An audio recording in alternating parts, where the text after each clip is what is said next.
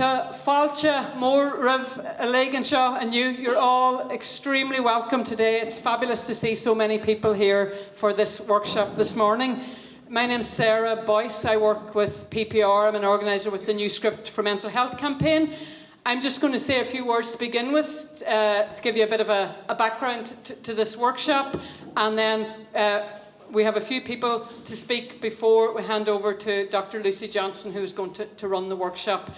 So everybody's very, very welcome. If you haven't been to Conway Mill before, it's a fantastic building. It's just such a fabulous resource. I was looking it up this morning. 1842. This is a flax mill. It dated back to then, and over the last almost 2 centuries, lots of changes. And from the 90s, there was a huge renovation work undertaken for this building, and it's now a community resource, and there are artists in it and innovation hubs, all sorts of things, and it's a facility for us to come together in. So and they're so welcoming in here in Conway Mill as well. It's fabulous. So the workshop this morning is part of Féile na Gluigeanna Garma. You'll see a few of us going around in the yellow t-shirts, and that's a week-long community festival happening here in West Belfast, up in the Upper Springfield. And the strapline for that festival is community, solidarity and well-being. And I'll say a wee bit more about the festival in a minute, but first of all, just to tell you about where this workshop has come from. So it's been jointly organised by Glór na Móna, which is an Irish language, medium, youth and community organisation, and ourselves in New Script for Mental Health. New Script for Mental Health is a region-wide across the north, across the 5 trusts, and it's a movement, a rights-based movement, a human rights-based movement, to do what the title says, a new script for mental health. So what we're doing is trying to open up space to bring people together to have conversations. Everybody knows that the current approach isn't serving anybody. It's not working. It hasn't worked, not just here but internationally. And it's about looking, if that isn't working, what could be better? And that's where the genesis of the conversations came from. The campaign is led by individuals and families, many of whom have been dreadfully harmed by mental health services, including loss of loved ones, but also people working in mental health services who are also experiencing harm from a system, vicarious trauma, moral injury. So coming together, knowing that there's a radical shift needed. So that's what the campaign is about. And our values, very similar to the festival, are community, compassion, connection and choice. And that they're very, very important. Our values underpin everything we do, because it's a broad-based movement. But if people want to get involved, and we really encourage everybody here today, make sure to leave your email address at the registration desk. Some people, it was busy and didn't get a chance. So at the break, if you want to be on our mailing list, all choice, please leave your email with us so you'll find out what's happening. I mentioned about Glór na Móna. It's an amazing Irish language, medium, youth and community work. They're doing real cutting-edge work, and they're dedicated to enhancing health and well-being through participation and solidarity. And like us, they're trying to, very much in an organic way, open up space to have conversations and to think critically about how, as communities, we can self-organise and develop alternative ideas that are about challenging inequality and the denial of dignity to people who need it most. So just to come back to the festival, Féile na Gluigeanna Garma, it's a week-long community festival established back, this is the 7th year, I think, established in 2017, and from Little Acorns, established up in the Upper Springfield by the community up there, because it was a period, as we know, still is, a very, very harsh period of severe austerity, deepening poverty and a worsening mental health crisis. And community organisers in that community, in this broad community, were saying for communities that suffered the most during the conflict, they received the least from the peace dividend, the so-called peace dividend. So the festival was about lifting people's spirits, raising people's spirits and the morale at a community level, a collective level, by creating spaces for connection, participation and collaboration. They took as their logo the bluebells. I'm not pointing to my chest here in case people think I'm trying to draw attention. This is their bluebells. Féile na Gligani Garama in Irish. The festival of the bluebells. And took that as their symbol to remind all of us about the joy of life, despite everything, that the hardship and the real heartaches that people are living with, but that it's and what nature and the environment and the heritage can connect us to that. So it's a unique community festival, and its watchwords, as I said, are community, solidarity and well-being. Give you a wee flavour of what's happened so far. Marty, who's going around with the camera, has been doing an incredible job all week. No sooner than an event is over, it's up. It's out on social media, so do have a look, check it out, Féile na Gligani Garama. Already this week they've had Sunrise Sea Swim out at Helens Bay. They had a big festival rally down the White Rock Road. They had a annual Black Mountain walk and run. They had a roundtable discussion and a tree planting ceremony with a delegation from an indigenous riverine and agrarian traditional community from the Brazilian Amazon rainforest. So varied, if nothing else. A film showing on the struggles of fishermen in Gaza. GAA and soccer competitions, book launches, and yesterday there was a wonderful community lunch, a long table lunch up in Newhill Community Centre, with all of the catering provided by asylum seekers who are part of the Kind Economy campaign, who are legally barred from working. So again, connecting people in, that human connection and solidarity. So I'd encourage you to check out the programme, go online if there's programmes here, and talk to people in the blue t-shirts. So that's sort of just a quick run through of ourselves, New Script, and there are lots of activists from New Script here, so at break time do come and talk to us. You'll see our poetry apothecary down on the right hand side. Maura will be down at that, one of our elders in the campaign. And again, it's about words that are strong enough to heal, words strong enough to help. So it's just an alternative to clinical and psychiatric diagnoses and labels, so we're offering that as an option for people as well. So, gan, what's the expression, gan? Well, without further ado, in English.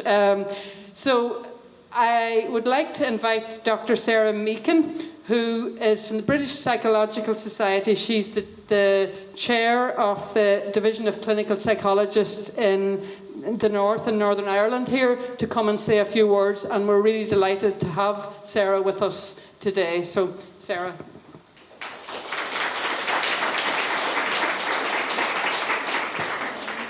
Thank you very much, Sarah. It's great, we've got the same name, so it's not that hard to remember. So thank you so much for inviting the Division of Clinical Psychology to kind of be here. I'm delighted to I've had the privilege of hearing Lucy before, but I'm really looking forward to hearing her again today. So in 2013, the DCP published a position paper which was about the classification of behavioural experience in relation to functional psychiatric diagnosis. And the important part probably of the title really was time for a paradigm shift. And following that really arose the power threat meaning framework. And Lucy has pioneered that. She is the voice of it, the person who has driven it, probably the person who has been challenged and suffered as a result of it as well. And we really welcome all her work and her continuing push for this framework to be heard. And the number of people in the room today and the passion behind it, I think, really speaks to how it speaks so much to all of us, really, in terms of our experiences and our desire for something better than the system that we currently function within. The framework isn't tied to any kind of level of explanation. This isn't about psychology or psychiatry or social issues, or it is about our experiences. It's not theoretically based. We can fit our models within it if we need to. It has input from people with lived experience and those who support them in it. And at that time, it probably was pioneering in the amount of voices that it had involved within it. Hopefully we do better with that today, but I'm not sure that we're anywhere near where we should be. And it focuses on the distress and not diagnosis. It has been opened a completely new dialogue, and it has not been without controversy and indeed conflict. But nowhere better to have these kind of discussions in Northern Ireland, because we know the importance of conversations and collaborations when we're trying to resolve through conflict. And it offers that potential for new conversations and for new choices as well in understanding ourselves.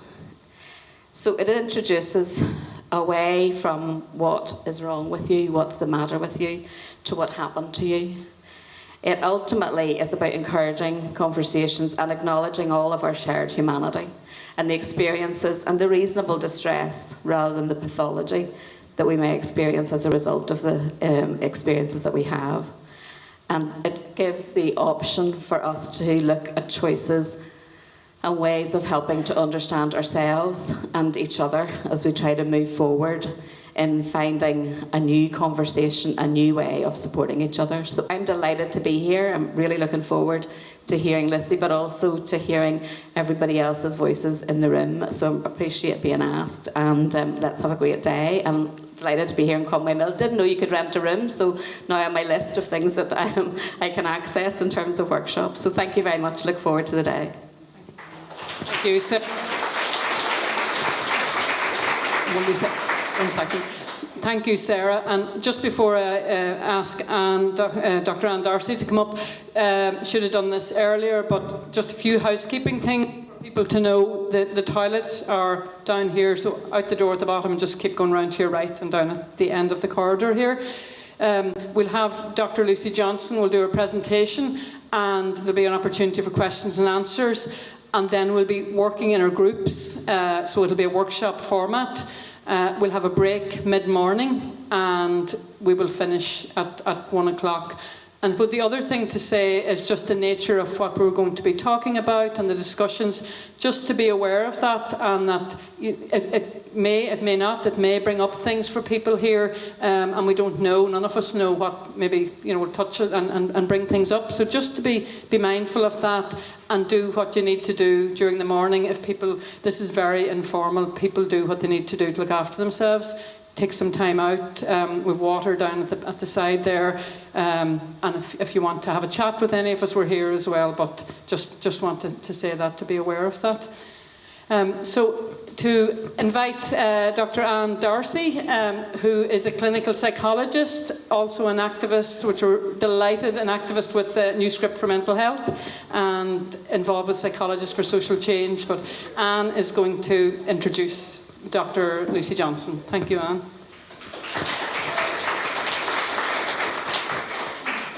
Good morning, everybody. It's lovely to see you all here today. And, I am genuinely excited to welcome Dr. Lucy Johnstone here today for what I know will be a fascinating talk.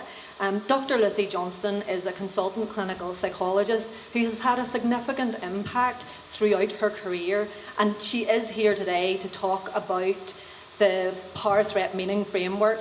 She's a lead author of the PTMF, and this has become the most downloaded document in the history of the British Psychological Society.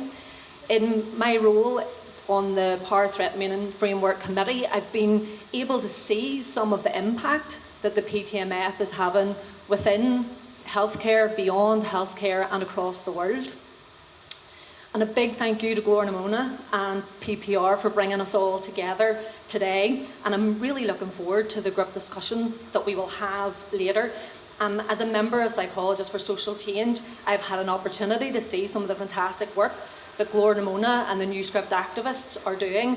And I know that the work that Lucy is now going to share with us can support and invigorate the work that is already being done. So I will just hand over to Lucy.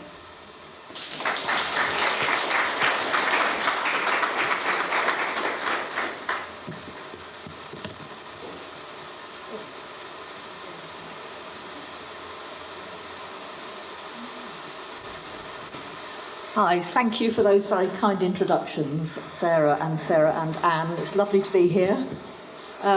Can you hear me for a start? Yeah, great. If I become inaudible at any point, please wave your hands around. And if you... We're going to try and get this sorted, Marty. Okay, there's some slightly strange white noise going on behind me, which probably doesn't help with hearing. The other thing I wanted to say was... 1, 2. Ah, Thank that's you, Marty. a lot better. That's a lot better. Some of you are going to be rather a long way from the slides. Now, it's actually not essential to read every word and every slide because I will talk you through the slides. Some of them are quite dense anyway. Please don't set yourself the task of reading everything on the slides. But if you can't see from the back, which I think you probably can't, then please do feel free to kind of shuffle forward. Okay. So... Oh, do you? Oh, okay. People are having copies. Oh, you've been so well organised. That's brilliant. You can look at your copy in front of you. Fantastic. Okay, so I think this is my 4th visit to Belfast. It's always nice to be back. It's a short hop from Bristol, where I live, so very nice to be here. And very nice to make contact with old friends and new friends. Lovely to be back. And I'm going to introduce you to some ideas today. Can I just have a hands up as who's ever heard of the Power Threat Meaning Framework before that very kind introduction by the second Sarah? Quite a few people. Excellent. That's good. I'm going to start as though no one's heard of it, so to speak. So I'm not going to assume any knowledge. It's nice to hear that the word has spread. Sarah, that was a very, very good summary of an incredibly long document in about a minute and a half, so well done.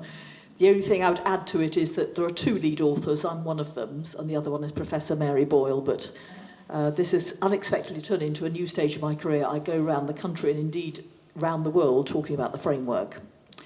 So I'm going to whiz us through the framework. It's going to take us about 3/4 of an hour to give you the basics. It's a long, complicated project. I could easily expand this to a whole day, but don't worry, I'm not going to talk at you for a whole day. But I want to give you the flavour of it, and there are resources which are mostly free for you to follow up if you want. And then we'll have some questions. Then I'm going to give you some concrete examples of what this might look like in practice. Then we'll have a break. Then you'll think about what ideas you might take forward in your own work. And we've had a bit of a warning about sensitive subjects coming up. Please feel free to kind of look after yourself and take a break if you need to. My other warning is about challenging ideas, which can also leave us feeling uncomfortable. And it's always my aim, my minimum aim for any presentation is to give people things to think about. Viewpoints you maybe hadn't come across before or information you weren't aware of. My aim is not to kind of convert you all to think exactly as I think. Although that's that is an option, of course. That'll keep the question and answer session shorter if you all decide to agree with me. But no joking, this is about us thinking. It's not necessarily about us agreeing. It's about us debating and having ideas and discussions together. So feel very, very free to offer me challenges as well as anything else you might want to give us feedback.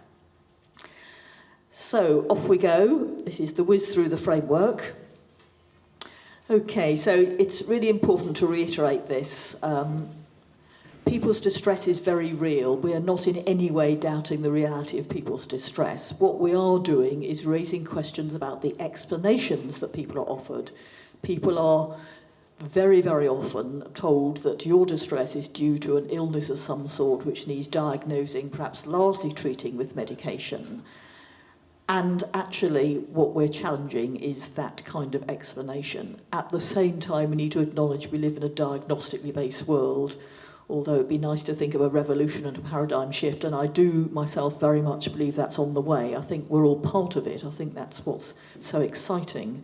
And a lot of what New Script is arguing for, as we will see, is very, very much in line with what the framework is saying.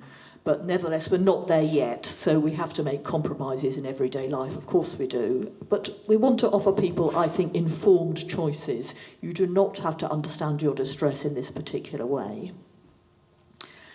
And actually, as we've already noted, the way we currently think about distress is part of the problem. We're reaching this bizarre situation where, according to a study last year, we're nearly all going to be mentally ill at some point in our life if current trends continue. 80% of the Danish population, which is a much more equal and, on the whole, is meant to be one of the happiest societies in Europe, nearly everyone is mentally ill, apparently. And having been diagnosed with a mental illness of some sort, that tends to lead to long-term unemployment, dependence on disability benefits, and so on. What can we say about societies that seem to be driving everyone mad and keeping that way? keeping them that way? I think that's an important question. So here's some signs of the change which is ongoing, which is very exciting.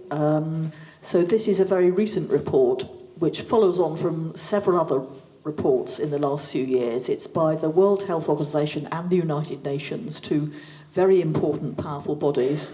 I'm not standing in the way of the screen, am I? No, okay.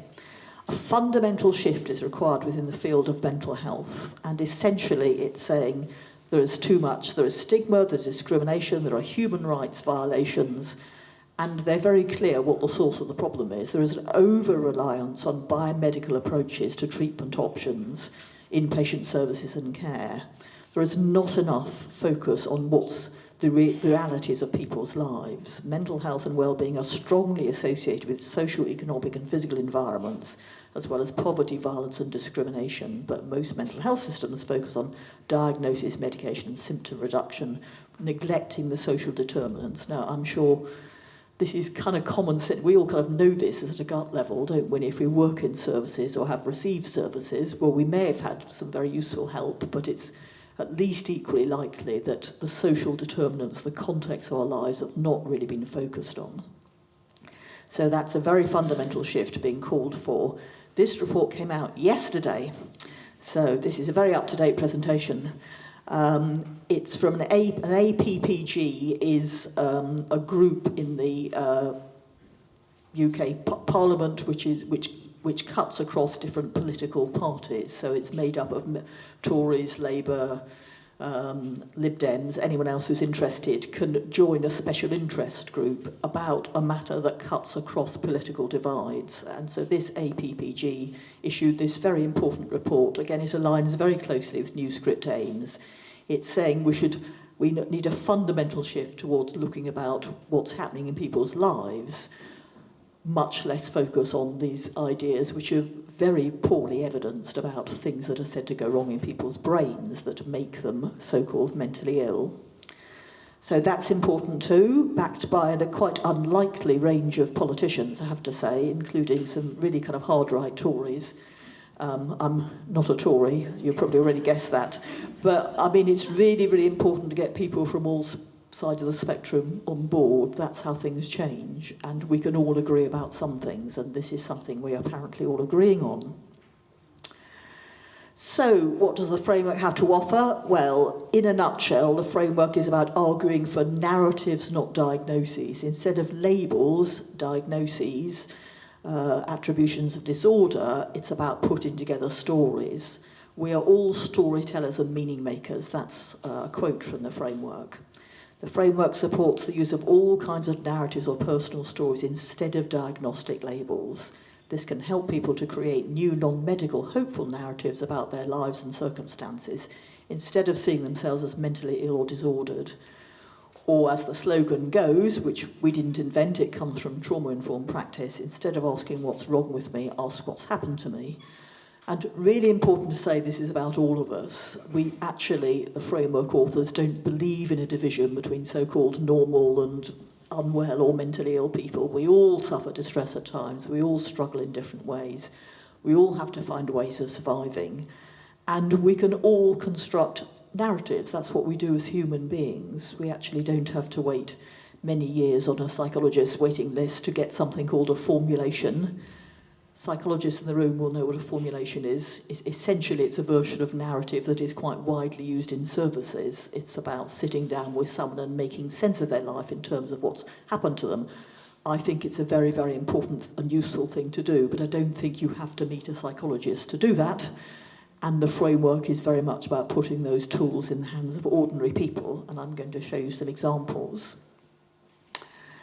So, as Sarah, the second Sarah, has already told us, this is BPS production. It is not an official BPS or DCP document. Not all psychologists like it. Nobody has to read it, agree with it, use it, do anything at all with it. It'd be nice if they didn't feel they had to abuse it and me on Twitter, but anyway, they are unfortunately free to do that too.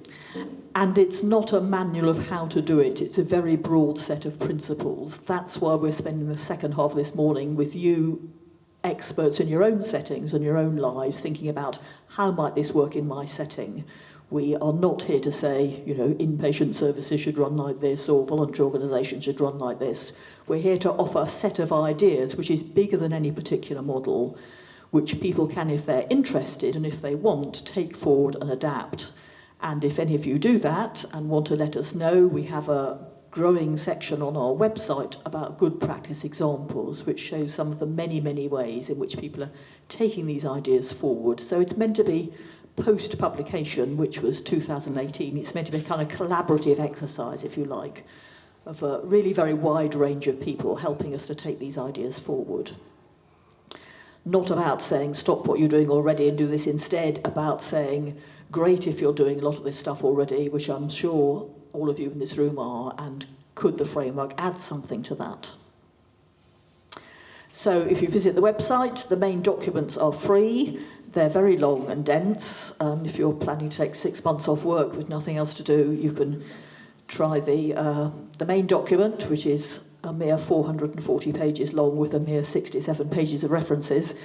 This is why it took 5 years to produce. It was co-produced with psychologists and survivors, and we wanted to make it as thoroughly embedded in the evidence as it possibly could be. So it's got a massive overview of all the psychological, biological and social evidence about the causes of distress. We wanted to make it not easy to dismiss, if you like, but however, you don't have to read that. The shorter version is at the bottom, the overview. The even shorter version is in this book. You have leaflets on your table. I have 4 copies for lucky people who rush up to the front waving 15 quid at me. So this is the most accessible way in, because this is the nearest thing we have to what might this actually look like in practice for you yourself, perhaps for self-reflection, or for someone you're working with or supporting either in a professional or a voluntary or other capacity. So that takes you step by step through the framework in terms of using it to create or co-create a new narrative. Okay, so what are these narratives like? Well, we have suggested some core questions which can be used to help construct or co-construct a narrative. Now, they don't have to be used in this order or in these words, and in fact, they're not, strictly speaking, separate questions. They overlap. You can't really start thinking about power without thinking about threat. You can't really start thinking about threat without thinking about meaning. And any construction of a narrative isn't a kind of one-off thing, is it? Like a diagnosis, you have this illness. It's a process of reflecting and coming back and developing it and thinking about new ideas and so on. But nevertheless, we offer this as a possible way of constructing a narrative. Towards the end, I'm going to show you some examples. The first question is, what has happened to you? Or in PTMF terms, how is power operating in your life? How did it affect you? In PTM terms, what kind of threats does this pose? What sense did you make of it? In other words, what is the meaning of these experiences to you? And what did you have to do to survive? In other words, what kind of threat responses are you using? And I'm going to talk you through these questions. You might want to perhaps start with or add, this is very important of course, what are your strengths? How are you currently surviving? What resources do you have? And when you've done all that, you will find that you have constructed a narrative or a story of some kind, which may open up different ways forward. Non-diagnostic ways forward, narratives, not diagnoses. So, what has happened to you? How is power operating in your life? As I said, even if you've got the handout in front of you, don't feel you have to read all this. But in essence, what we've done is to outline a number of different areas in which power operates, which we need to consider as part of any narrative. This isn't necessarily what you come to first, like if you use trauma-informed practice, these are probably some of the more difficult areas that you'd want to approach quite cautiously, but in terms of constructing a narrative, we think at some point it's fundamental to think about power issues, some of which we're used to thinking about, interpersonal power, the various ways people can hurt and neglect and abuse and exclude and shame and discriminate against people, but some of which we're less used to thinking about. So why is power so central in the framework? It's because power is everywhere in our lives, even when we're not aware of it. And actually, this is a very well evidenced statement. All the major causes of what we call mental health problems involve inequalities of power. We know this, but we don't set up our services as though this is true. We don't train professionals as though this is true. We don't direct funding as though this is true. But actually, poverty, low social status, large differences in wealth and income, child abuse and neglect, gender-based, race-based discrimination, violence, war and conflict, you know all about conflict in this part of the world, all arise from power differences and are all shown absolutely definitively to lead to later forms of, or current forms of distress. It's not surprising, but it's like the truth that we don't explicitly acknowledge. And it is our view that diagnosis, by definition, excludes a consideration of that. As soon as you start saying it's your bipolar disorder or it's your whatever, you have located the problem within an individual and perhaps within their brain or their brain chemistry, and the rest is, fade out. But actually, these are key causal factors. I think I would also want to say that some versions of psychology and psychotherapy are just as individualising. So it's not that we're just opposed to narrow diagnostic explanations. We're opposed to any narrow explanation. Very narrow versions of CBT, for example, sometimes do that, although I know many CBT practitioners who don't practice in a narrow way, but I think it is a risk. So we also wanted to talk about the importance of what we called ideological power, power over language, meaning and perspective. This is a more subtle form of power. It's less obvious. This is about our expectations, our assumptions, our beliefs, which are so deeply held that we're often not even aware that we're holding them, or we're not perhaps aware that there are different ways of seeing ourselves in the world. It just seems like the way things are. And ideological power is also used to discount and invalidate people's experiences. A woman in a domestically violent relationship, for example, being told that it's her fault, or that whatever. You can think of lots of examples, I'm sure. And there are some here, the kind of response to someone who's being raped, which at some level is saying she's asked for it. The response to people living in poverty, to imply that they're scrounging off the state, they're not working hard enough, and so on. And we would say the consequences of trauma, telling people they are so-called psychotic or personality disordered or mentally ill, is the same kind of process. It's actually kind of gaslighting people. It's an abuse of power, we would say, because it's imposing a version of reality that is not actually based in evidence and that obscures the context around people. So, although just about every single person I've ever met in my long career in mental health services has been there for very good reasons and for wanting to help people, and good work does go on in mental health systems, on the whole, the function of mental health and criminal justice systems in society, we would say, is to turn social problems into individual ones and diagnose people as mad or bad, or label them as such, which is why, actually, this very paradoxical effect that, we've set up systems which actually seem to be, on the whole, making people worse, not better. Okay. And ideological power is often shaped by gender role stereotypes, so we know this. So some of these messages come down through messages about how ought women and girls to behave, how they ought to believe, what they ought to believe, what kind of lives they ought to lead, and so on. Here's a couple of examples. A woman who was diagnosed with postnatal depression. One of the reasons I felt so down was because I had to admit myself I was not a perfect mother. Well, I'm a mother. I wasn't a perfect one. Any mother in the room can identify with that, I'm sure. However you do, a mother's role is in the wrong. Permanent guilt. How many people feel guilty at the moment about not being with their kids? Okay, a few. Mine are adults, so I don't feel guilt anymore. It's quite a relief. But actually, where do these messages come from? This is such a common theme in what we call postnatal depression. We have impossible messages about how motherhood should be, how mothers should be, and which largely lets society as a whole, and sometimes dads and fathers, off the hook. So it's not surprising that people often feel very despairing and hopeless. And conversely, A more typical picture for men is to end up in the criminal justice system, perhaps as a result of all sorts of pressures, some of which we're going to talk about. I'm going to show you an example later of some of the pressures that tend to particularly impact on men through gender role stereotypes. Okay, I'm going to give you an example of ideological power. I think this is quite a good one. Just looking anxiously at my watch because I never have enough time to say everything I want to say. Okay, this is from a UK. Do you get the Daily Mail over here? Yes. Yeah. It's not my favourite paper, but however, this was an interesting article. Why are so many clever, privileged teenage girls on antidepressants? So the story is Ella is slim, attractive, and a gifted dancer with hopes of studying drama at university.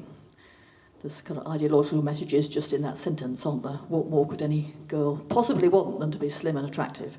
Anyway, she comes from a secure, loving family, professional parents, 2 siblings, but she's made 2 attempts to end her life. She's been on medication for depression, she's tried therapy, none of it's worked. She couldn't free herself from thoughts that she'd never be pretty enough or popular enough or clever enough. The pressure of trying to keep up with everyone else never stops. I never feel good enough. She goes on Instagram, compares herself negatively with her friends. And Ella said she hates herself, and I don't know why. There's nothing wrong with her. She's beautiful and wonderful, which I'm sure is true. So I think the framework can help us to go beyond what is usually seen as trauma-informed practice, where there's an identifiable trauma of some sort. Now, clearly, Ella is in many ways a fortunate young woman who hasn't had identifiable traumas in her life, but she's felt desperate enough to want to kill herself. And I think she's not unusual in young girls and young boys feeling like this. We have a whole generation of young people feeling really, really very bad about themselves. And you can see why. You can see where she's getting the ideological messages from, a lot of them through social media.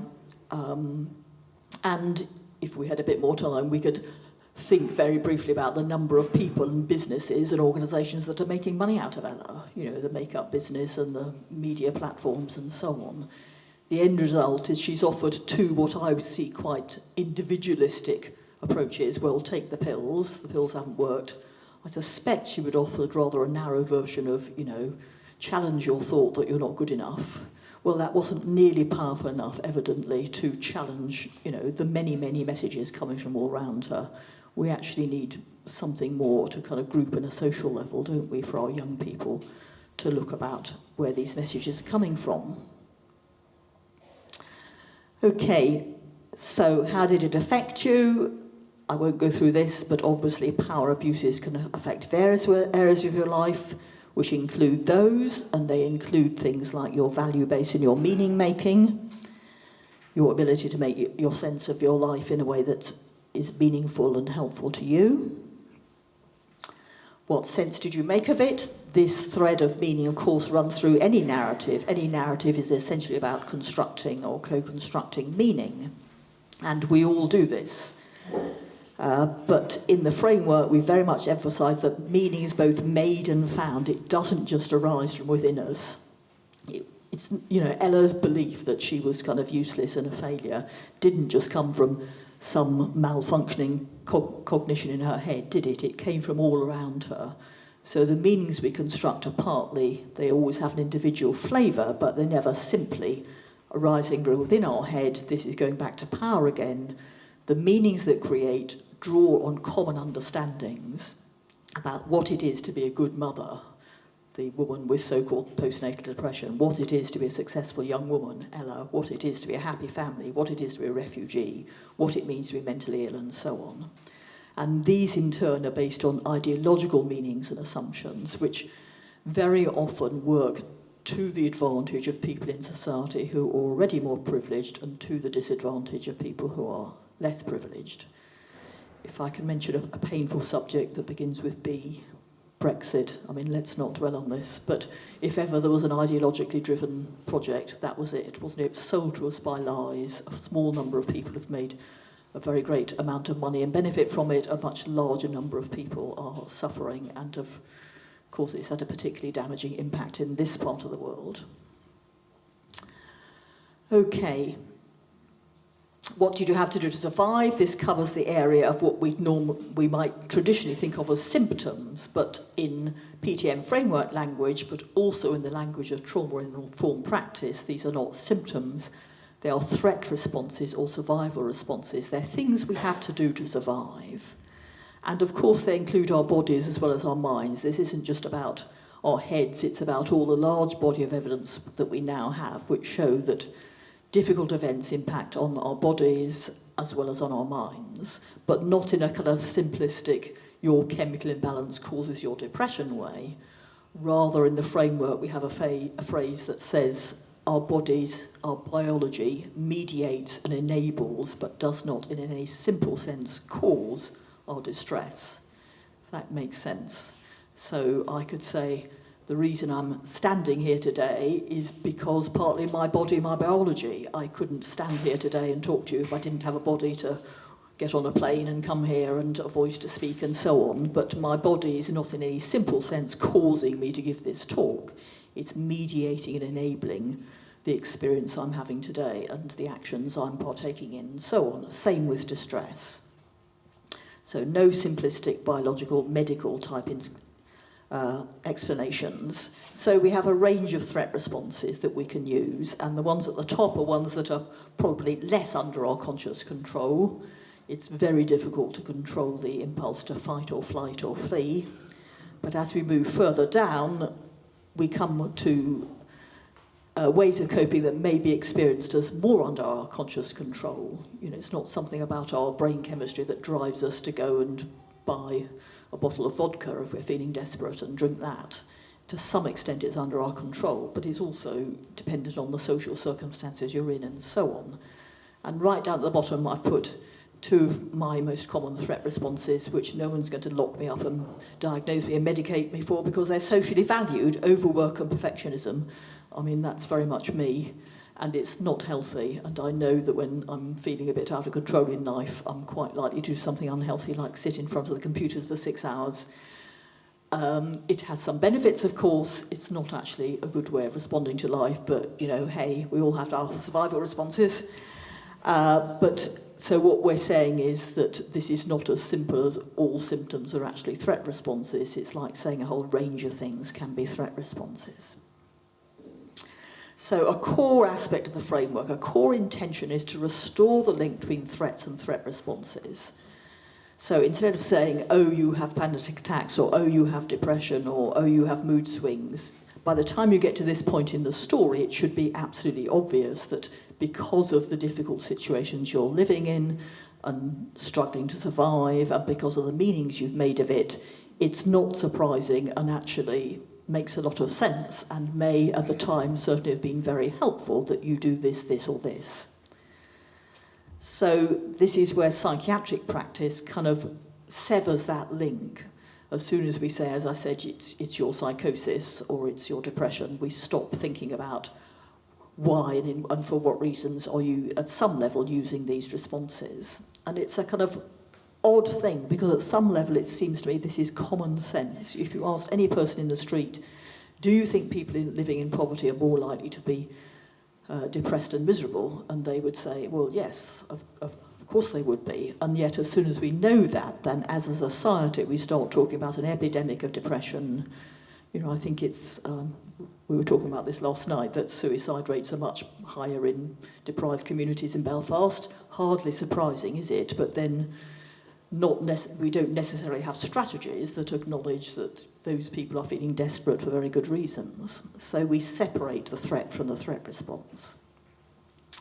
And to some extent that's understandable. If you work in services, you know that the way people present is often very confused and overwhelming, and lots of things may have happened at lots of different times, and people may not be able to disclose everything that's happened to them, and so on. It's not always easy to make those links, but actually I think it's part of our job as professionals, if we are professionals, to make those links, even if it takes weeks, months, sometimes years. So I'm going to give you a couple of examples of disconnecting threats and threat responses. There were lots of these kind of papers appearing, articles in the press. mental health services apparently needed to be primed to deal with a tsunami of cases, a tidal wave of mental health cases after lockdown, said lots of papers in 2020.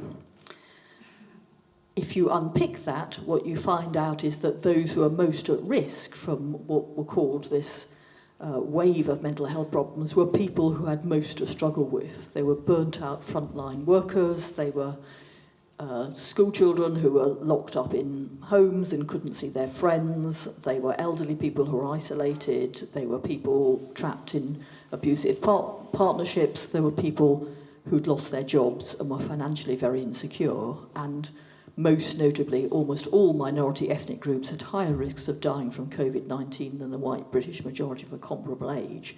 So actually what we saw, what COVID exposed, was the horrendous degree of inequality in our societies, and the people who had most to suffer, who were, had most to struggle with already, not surprisingly found it harder to cope. And I saw a lot of very, I would say, self-interested jumping on this bandwagon by psychiatrists, by psychologists, by, we'd infinite number of more mental health professionals and clinics and pills and God knows what else.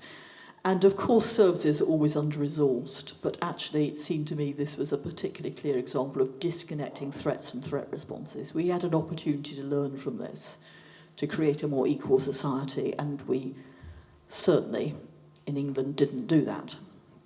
To put it another way, this is an article I wrote saying, in ordinary language, people with more to be exhausted, depressed and anxious about are feeling more exhausted, depressed and anxious. But it is not a pandemic of mental health problems we need to fear, but a pandemic of mental health thinking.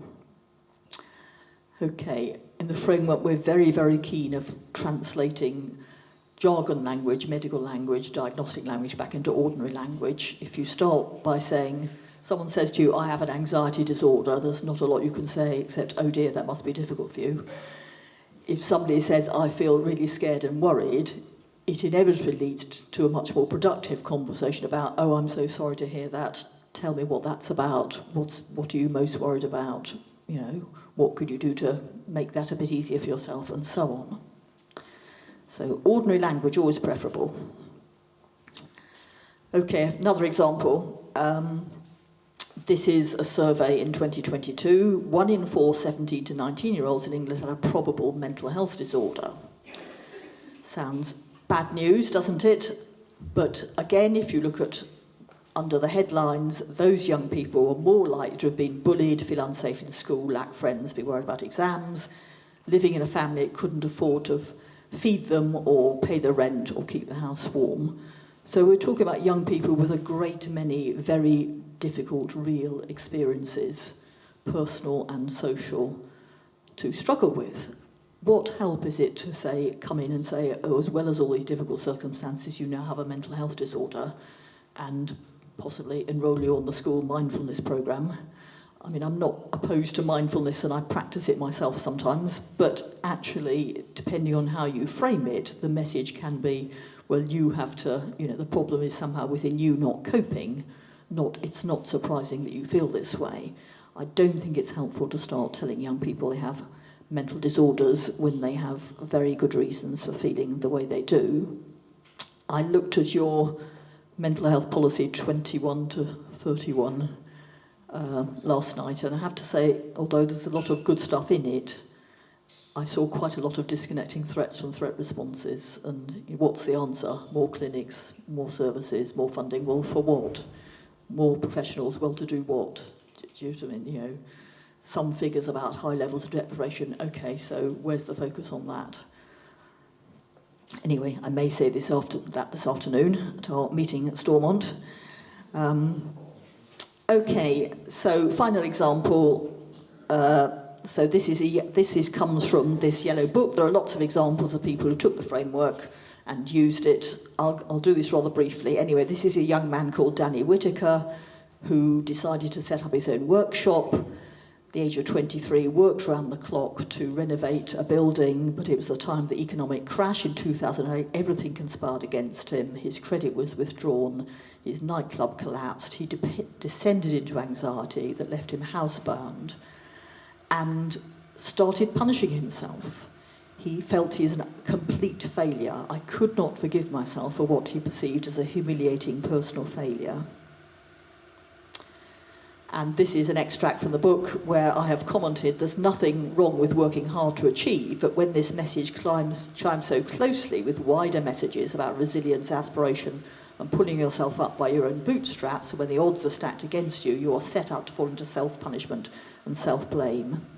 And Danny himself said, the framework forced me to take seriously the possibility that what I considered wholesale personal failures that I brought on myself due to incompetence were probably better understood as circumstances forced on me over which I had no control. I discovered my guilt struggled to persist under proper scrutiny. So again, a wider narrative, that includes those kind of social pressures can be quite liberating and freeing for people. Okay, actually I wasn't going to show you that. I'm going to show you this. Okay, so we've talked a lot about narratives and co-constructing stories. There's an aspect of the framework I just want to touch on very, very briefly, which is about our attempt to construct meta-narratives, if you like. I've talked a lot about individual narratives, but really, in principle, those questions apply to narratives at any level, family level, level of a whole society or a whole culture. As we've already discussed, some of the narratives we've talked about, Ella's and Danny's and so on, they were kind of part of bigger narratives in society, aren't they? You can see that. Bigger narratives about how young girls should be, how women should be, how men should be, and so on. And so we've made an attempt to put together these bigger narratives, and we've called them patterns. This is an example of one of our more recent patterns. It's on the website, and it's called Surviving Poverty, and the narratives are in the same version. The general patterns are in the same version as the individual narratives. They think about power, threat, meaning, and threat response, and there's a kind of summary, a story at the end. This is only a tiny extract, and it won't surprise you to hear, but we think it's useful to have this spelled out, and these patterns are based on a great deal of evidence that in talking about power, lack of economic power affects almost every aspect of your life. It creates threats to almost every aspect of your life. It may create meanings like feeling overwhelmed, shamed, humiliated, defeated, and trapped. And people may use all kinds of threat responses, like alcohol, drugs, like feeling very anxious, like finding it hard to concentrate, and so on. So the idea is that this is a kind of replacement for the patterns that we are told fit in traditional psychiatric practice, and we're always told we're on the verge of finding out the evidence to support that. There's going to be a pattern, a medical pattern, that shows that this kind of genetic flaw leads to this kind of manifestation of psychosis or whatever. We've dropped the chemical imbalance finally, after only 40 years of promoting it, knowing it was false. Have you come across that? It's been comprehensively refuted by a colleague of mine, Joanna Moncrief. But we have new bizarre ideas on the way. I think the latest one is neural circuits. Well, neural circuits in the brain are to do with anything. I don't see how far that's going to get us. Anyway, we've been sold these medical patterns. We're going to find the gene or the set of genes that leads to this kind of mental disorder. And we set ourselves the task in the framework of thinking, well, if we want a very different kind of pattern, what would that look like? And this was our answer. Essentially, what it is a pattern that's shaped by meaning, not based on biology. It's a big conceptual leap, if you like. There are meaning-based patterns all around us that help to shape our individual personal stories and are shaped by them. And so it is possible to draw up general patterns which won't precisely fit any individual, but can we think provide some of the benefits that people say they get from diagnosis, which are things like, I'm glad I'm not alone, and I'm glad that other people feel the same, and so on. Now, those are real benefits, and we wouldn't want to kind of deprive anyone of those benefits, but we would say they're based on an unscientific category that has significant disadvantages as well. Whereas if you can show someone a pattern, someone like Danny, this is such a common experience, there's actually a pattern that describes it, then that could be a different way of gaining the same benefits. There's been some interest in the framework from public health as well, which is, and you can see how these patterns might be helpful towards a public health perspective. You know, public health's a really, really important discipline. It's too often based on unthinking use of diagnostic categories, I think, or, you know, why is there so much knife crime or alcohol use or so on? Well, a pattern like surviving poverty, we hope, would help to show the common sense fact, really, that you can't expect people not to turn to knife crime given certain contexts and certain community pressures. You can't expect people not to turn to alcohol given certain levels of desperation and trappedness. And any public health approach has to start at the top end, not the bottom end, if you like. Has to link the threats with the threat responses, in other words. Okay, I'm going to briefly talk about another very important aspect of the framework, which is the consequences of diagnostic approaches for minority ethnic groups and non-Western cultures. So, diagnostic models, like these are the names of the diagnostic models in case anyone's not familiar with them, the Diagnostic and Statistical Manual and the International Classification of Diseases, the great big manuals that now consist of 400 plus ways in which we can all be mentally ill or disordered, and I do mean nearly all of us. But they're inevitably based on the social standards of the white Western culture in which they're produced. So it's largely kind of white, senior American men who put this kind of stuff together. But even if it wasn't, even if it's women or people from minority ethnic groups, they are likely to be holding the same set of beliefs and assumptions. So the diagnostic manuals, because they're not based like, you know, identifying diabetes or heart disease, they're not based on medical patterns in the body. They're actually ultimately based on judgments about you shouldn't be thinking or feeling or behaving this way in this situation, and because it's so odd we have to call it a disorder. That's a social judgment. So necessarily they fit even less well outside the westernised cultures in which these categories have been developed. Does that make sense?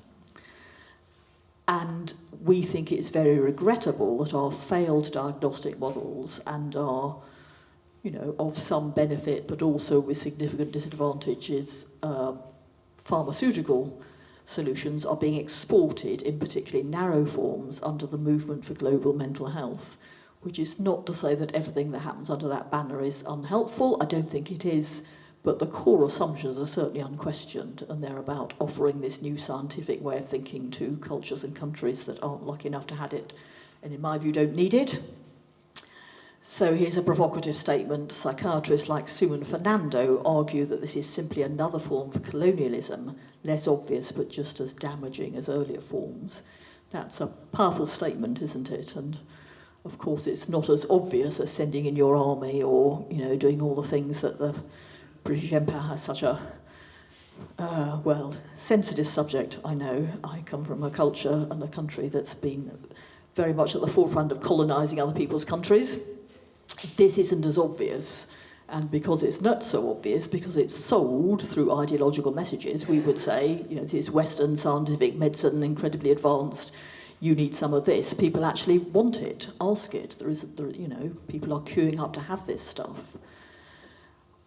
Oddly enough, paradoxically enough, if you look at a lot of indigenous communities and cultures that are not diagnostically based in the way that ours is, you will find that the common ways of understanding distress are narrative-based, like the framework, and are typically done at a group level, you know, your social group, your family group, healing circles, and descriptions of, you know, a narrative that will involve the whole extended family, let's say, and seem to work very well in those settings.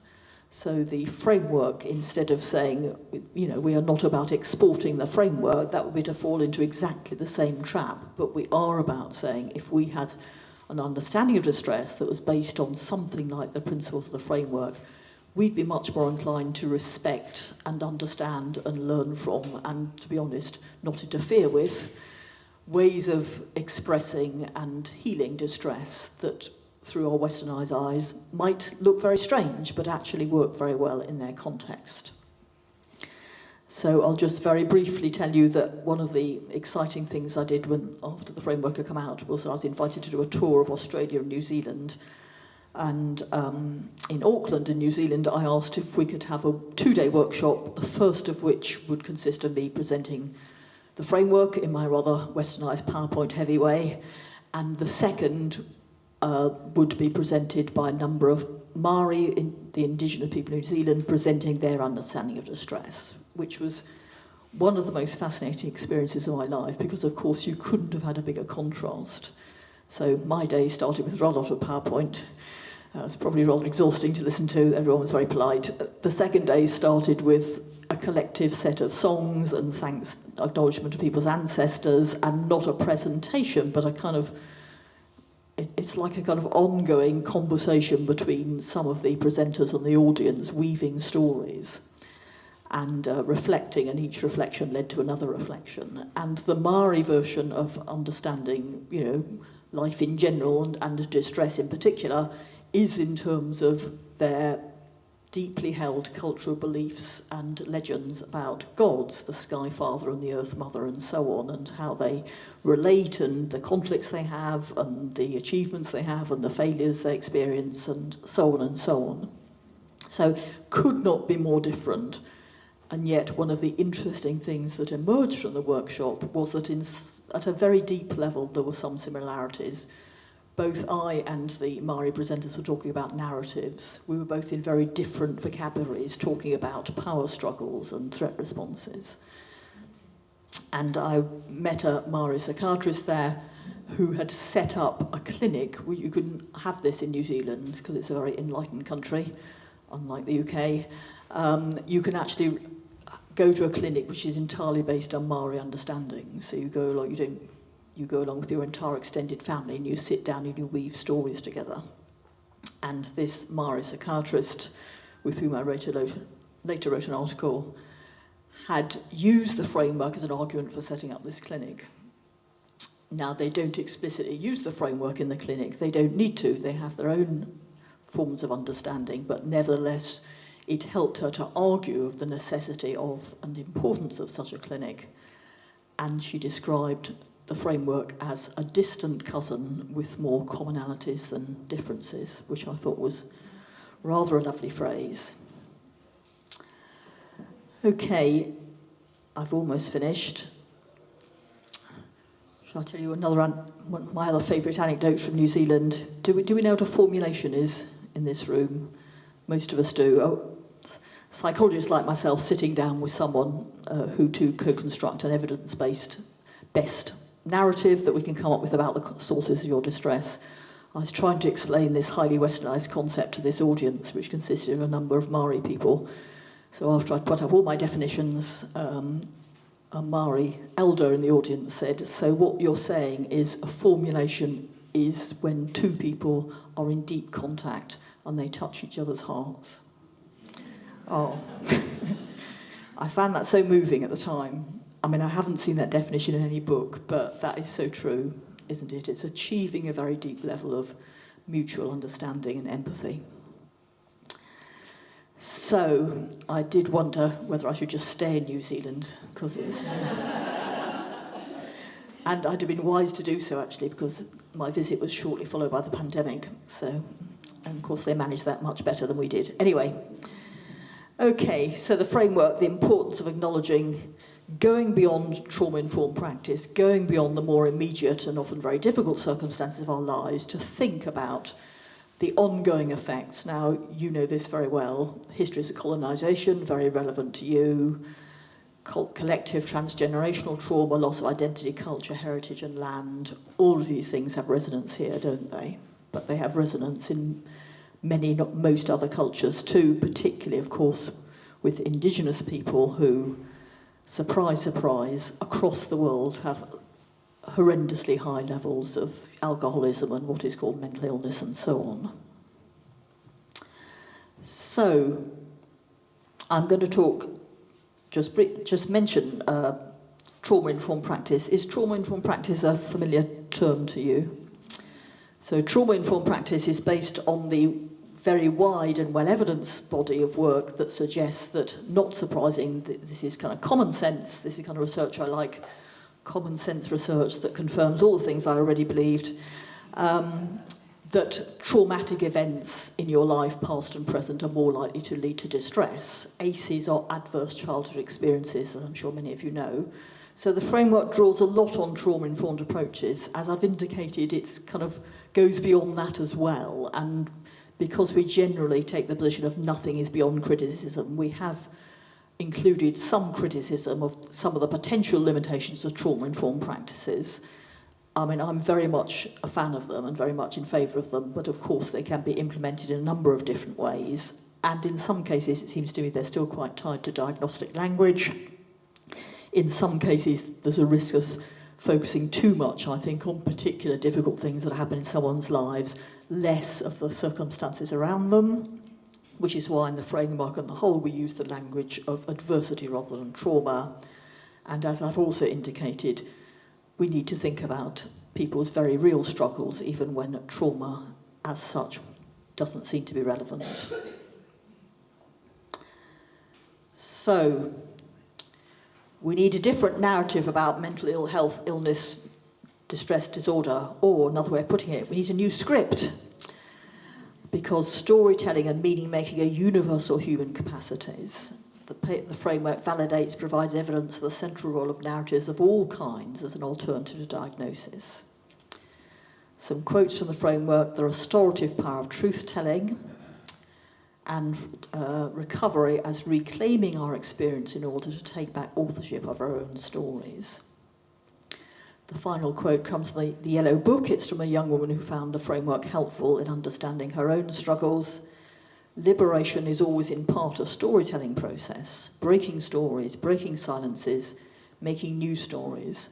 A free person tells her own story. A valued person lives in a society in which her story has a place. Which I think is a wonderful quote. And astonishingly, the framework has taken off in a way that we never anticipated as we crawl towards publication day, feeling absolutely exhausted in January 2018, thinking, who on earth is going to ever read a word of this dense document? And there's been interest across the UK, across the world. Anne and the other members of the Power Threat Meaning Framework have contributed to these training events. We have a committee that collates these and responds to them and helps to maintain the website. There are, I think there are now 6 translations, with a 7th on the way. There's an interest from services, but also from a number of other places, which I will show you in a minute. And there's been controversy, which is good, because anything's better than being ignored. So, thank you. So, a few minutes for about 10 minutes.